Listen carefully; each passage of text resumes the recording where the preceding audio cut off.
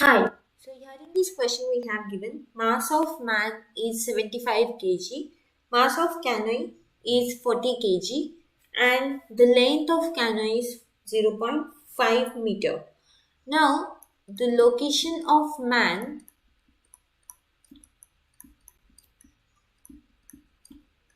from the clock or from the dock is x1 equals to 5 minus 0.5 meter, that is 4.5 meter, and the location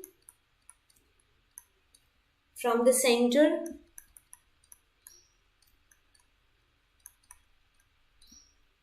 of man of canoe is